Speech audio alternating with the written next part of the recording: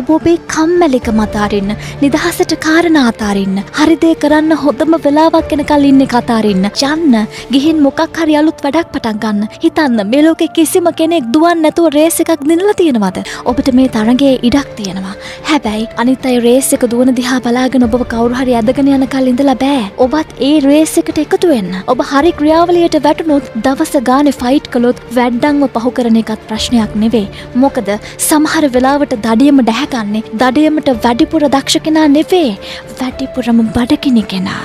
ඔබ නිදාගෙන ඉදිත් ඔබේ account එකට සල්ලි එන තරමට දියුණු වෙන්න. ඔබට නිවාඩුවක් ගන්න හිතෙන්නේ නැති තරමට ආස හිතෙන ජීවිතයක් ගොඩනගන්න. ඔබ යම් දෙයකට දක්ෂයි නම් ඒක නොමිලේ කරන්න එපා. මතක තියාගන්න ඔබේ ජීවිතයේ අන්තිම පරිච්ඡේදය තාම ලියවිලා නැහැ. හැබැයි පෑන තියෙන්නේ ඔබේ අතේ. ඒ පොතේ අවසානයේ ඔබ කියවන්න කැමති කොයි විදියටද ඔබට පුළුවන් අද ඉඳන් ඒ විදියට ලියන්න. ඉක්මනට ලස්සනට දියුණු වෙන්න. අනුන්ගේ පිඟන් දිහා බලාගෙන ඉන්න එපා. ඔබේ කැම සීතල වෙයි.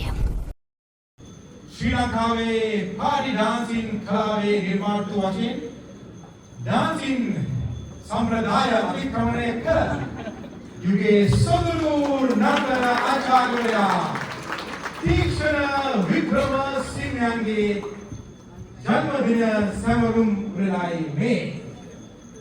හැම දවසකම සාර්ථක මිනිස්සුන්ගේ කතා වගේම අසාර්ථක මිනිස්සුන්ගේ කතාත් කියවන්න. එතකොට ඔබට පුළුවන් මේ ගමනේදී ඔබ නොකළ යුතු දේවල් ඉගෙන ගන්න. මොකද සාර්ථක වෙන්න ඔබ කළ යුතු දේවල් වලට වඩා නොකළ යුතු දේවල් වැඩි.